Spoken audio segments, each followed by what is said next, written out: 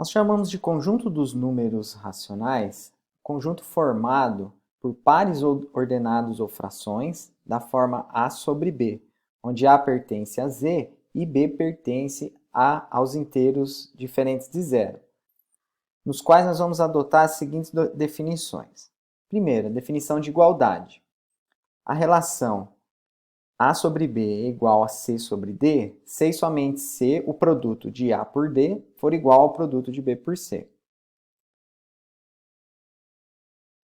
A segunda, a propriedade da adição, onde a soma de A sobre B mais C sobre D vai ser igual a AD mais BC sobre DB. E a terceira propriedade da multiplicação, onde o produto de A sobre B vezes C sobre D é A sobre C sobre D, B sobre D. Okay? Lembrando que chamamos, numa representação racional na forma de fração, o elemento A seria o numerador e o B seria o denominador. Bom, destacamos também no conjunto dos números racionais algumas notações já conhecidas. Vou chamar aí de Q+, conjunto dos números racionais não negativos, Q-, o conjunto dos números racionais não positivos, e Q*, conjunto dos números racionais não nulos. Okay? Uma observação importante é que se A e B são primos entre si, né, ou seja, que a gente já viu anteriormente, o MDC de A e B for 1, dizemos que A e B é uma fração irredutível. Uma pergunta importante, né? Anteriormente, quando nós começamos a ampliar os conjuntos numéricos, nós vimos que o conjunto dos números naturais está contido no conjunto dos números inteiros. Agora a pergunta, será que o conjunto dos números inteiros está contido no conjunto dos números racionais? Por quê? Uma breve explicação para isso poderia ser a seguinte. Vamos considerar um conjunto Q', que eu vou definir ele da seguinte forma. Ele é todo elemento da forma x sobre 1, tal que x pertence aos inteiros, como sendo um subconjunto de Q. Ok? Vamos testar as três relações que a gente viu anteriormente. Né? A primeira é a relação de igualdade. A sobre 1 é igual a B sobre 1, se e somente se A vezes 1 for igual a B vezes 1. Ok? Segunda parte da adição. A sobre 1 mais B sobre 1 é igual a mais B sobre 1. Se e somente se A mais B for igual a mais B. Ok? Então, quer dizer, a segunda propriedade nós vimos também, a segunda definição também funciona. E a terceira, que é a da multiplicação, A sobre 1 vezes B sobre 1 é igual a A vezes B sobre 1, se e somente se A vezes B é igual a A vezes B. Certo? Bom, nessas condições, né, percebam que esse conjunto Q' que nós construímos, ele nada mais é igual ao conjunto Z. Veja, nós caímos nas mesmas propriedades da adição, multiplicação e igualdade também lá dos números inteiros. Ok? Como a gente viu que Q' está contido, é um subconjunto de Q, e Q', no final das contas, é igual ao conjunto dos inteiros, o conjunto dos números inteiros está contido no conjunto dos racionais. Okay?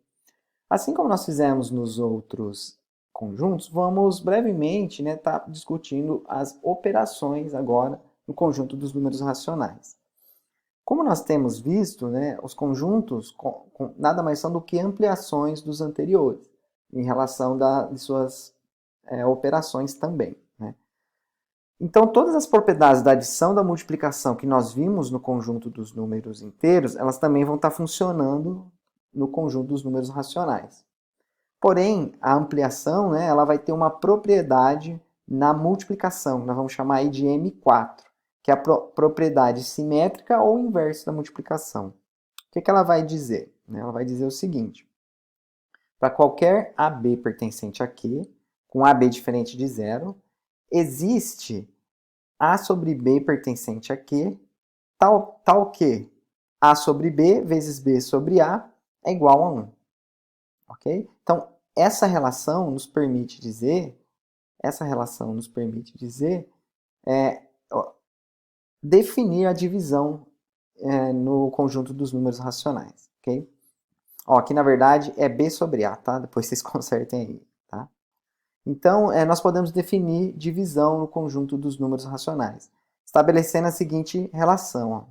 A sobre B dividido por C sobre D é igual a sobre B vezes D sobre C, ok?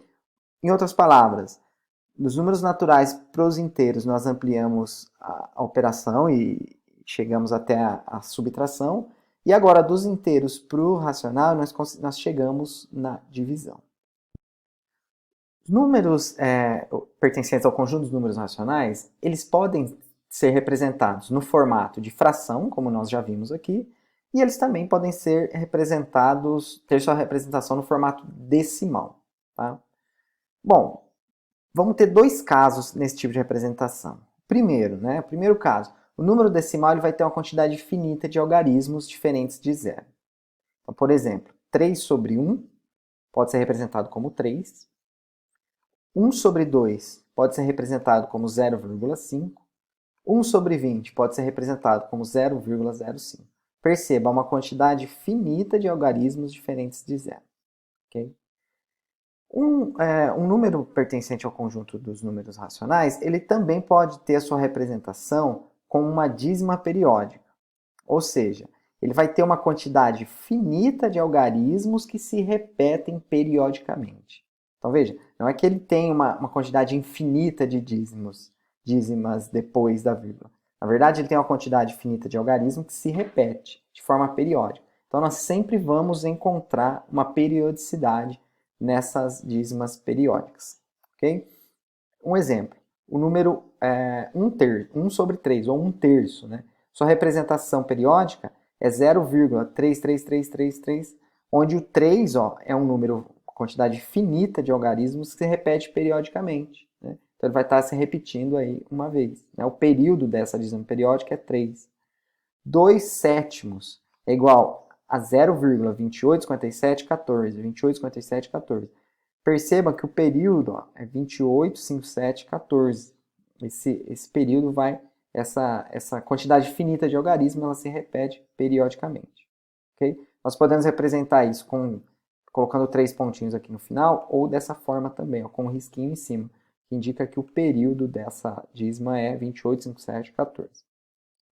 Ok? Isso nos leva, então, a dizer que todo número racional pode ser representado na forma decimal. Alguns exemplos, né? 0,37, 37 sobre 100, 2,631, 2.631 sobre 100, 0,11 é 11 sobre 100. Então eu consigo tanto ir no caminho para frente, né? Ou melhor, da fração para o decimal, quanto do decimal para a fração. Tá? Agora, nós sabemos aqui transformar, né, da fração para o decimal. Né? No nosso caso aqui, 1 sobre 3 chegou aos resultados, nós fizemos a divisão de 1 por 3. Okay? Pode usar o algarismo euclidiano e fazer a divisão. Mas e o contrário? Né? Como que eu faço, por exemplo, para estar transformando, né, essa dízima periódica 0,77777 para uma fração? Né? Como que a gente faz isso? É isso que vamos ver agora. A ideia é que nós vamos precisar encontrar uma fração geratriz para essa dízima periódica. E o processo é bem simples. Bom, nós iniciamos chamando de x, né, essa fração que nós estamos querendo encontrar. Então, x é igual a 0,7777, assim por diante. O que eu vou fazer?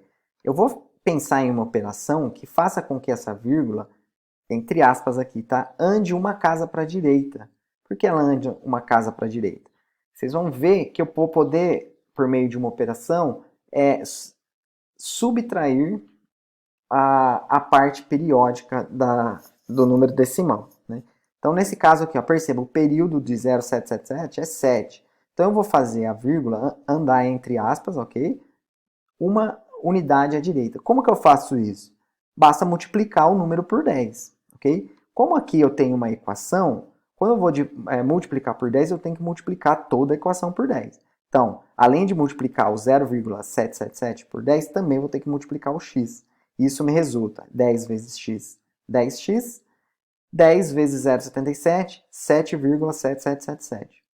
Olha que interessante agora. Quando eu faço a subtração dessa equação,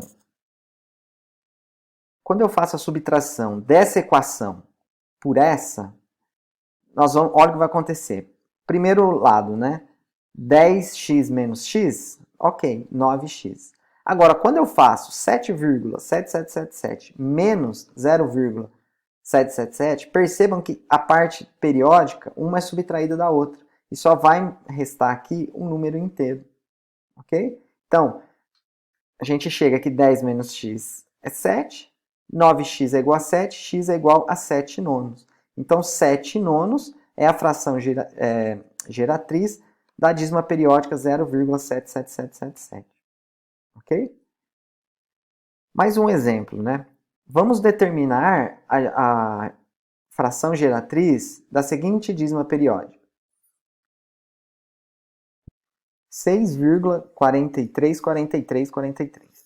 Percebam agora que o período dessa dízima periódica é 43. Tá? Então, o procedimento é o mesmo. Nós vamos primeiro chamar a expressão de x igual a 6,43333. Então, x seria, né, nos ajudaria a encontrar a fração que nós estamos pensando.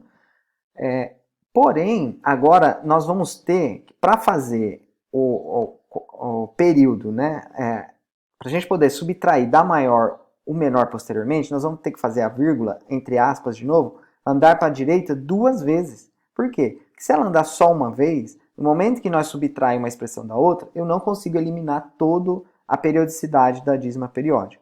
Então, essa vírgula vai andar 2 casas para a direita. Okay? Como que a gente faz isso? Multiplicando por 100. Então, quando eu faço 100 vezes x, a vírgula aqui vai andar 2 casas para a direita, nos dando 643. Percebam que aí ó, o período das duas expressões estão iguais. Agora eu vou ter, então, da maior vou subtrair a menor, 100x menos x, 99x, e 643,434343 menos 6,4343, percebam que a parte periódica vai desaparecer, só vai restar 637. Então, nós chegamos que 99x é 637, x é igual, então, portanto, a 637 sobre 99. Vamos ver mais um exemplo. Agora a dízima periódica, 2,57919191. Percebam que o período dessa dízima periódica ele começa a partir do terceiro algarismo aqui do dígito decimal. Nesse caso, o que a gente tem que fazer? Né? O que nós vamos fazer é uma etapa a mais no processo. Tá? Então, começamos da mesma maneira.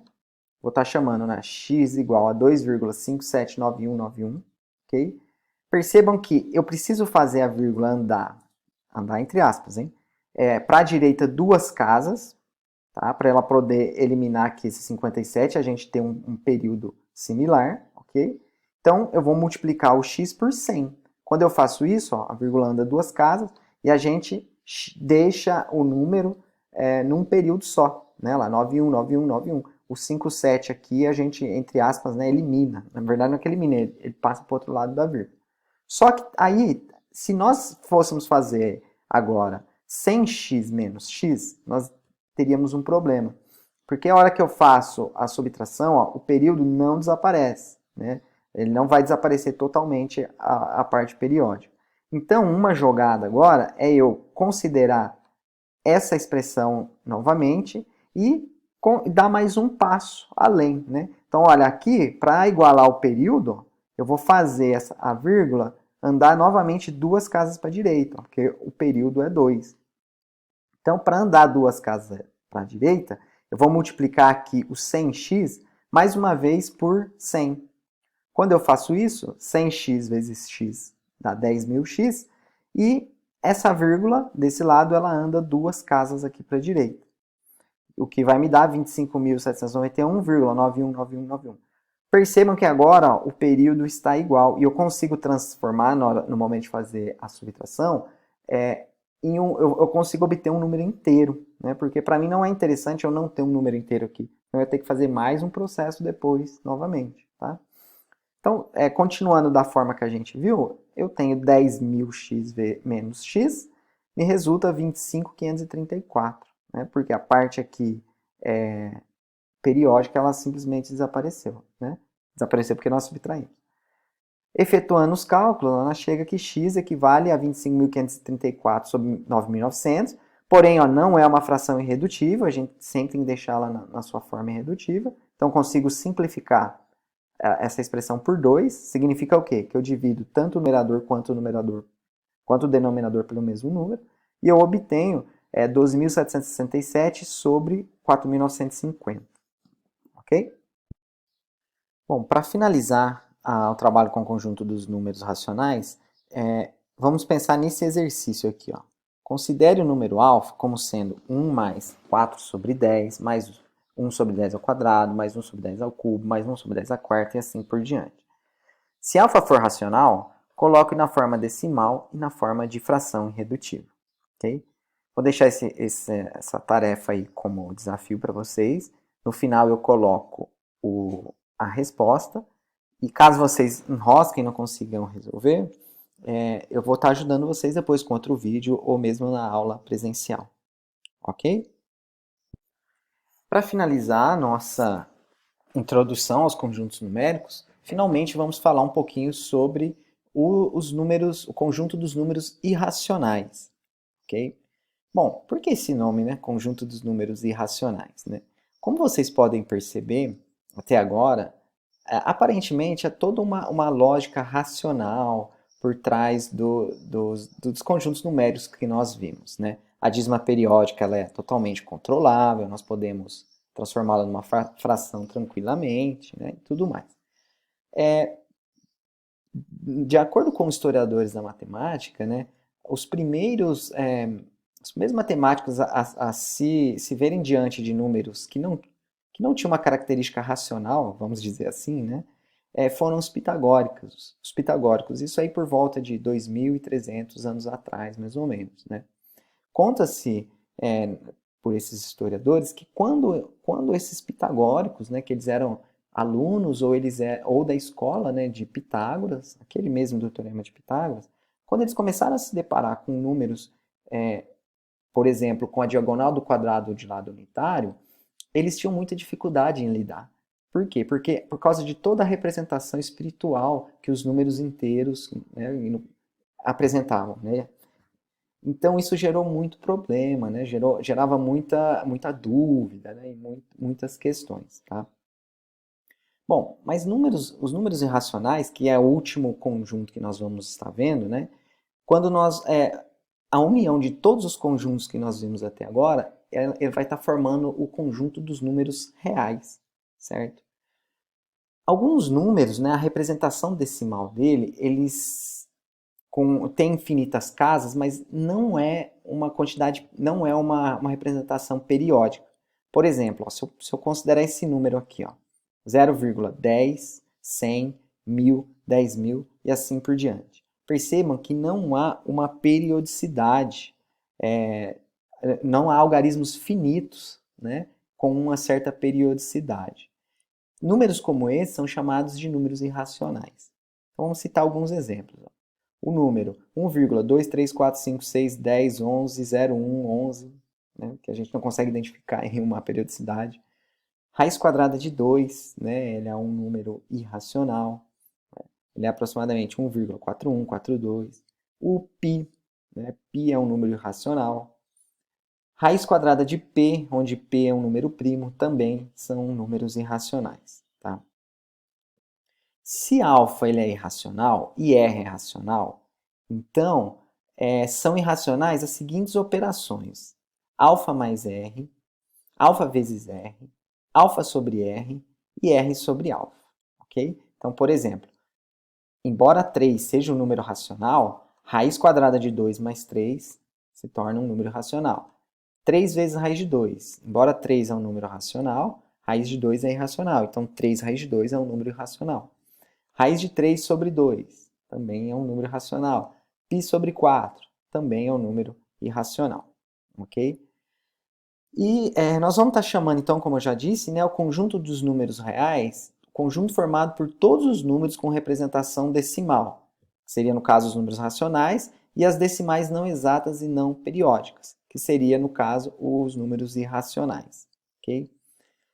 Em R, todas as operações de adição e multiplicação que nós vimos, né, em Q, elas também funcionam, né? E em R também, né, no conjunto dos números reais, também é definida a subtração e a divisão em R asterisco. Bom, com essa breve introdução, né, nós discutimos aí os conjuntos numéricos. Terminando esse vídeo, eu vou postar um outro vídeo, onde nós vamos estar discutindo a questão da incomensurabilidade dos números irracionais. É bem interessante você notar isso, né, porque faz parte da ideia dos números irracionais, né, da sua melhor compreensão. Eu também vou estar deixando um pequeno texto que está falando sobre a ideia dos números irracionais, um pouco da questão histórica, né.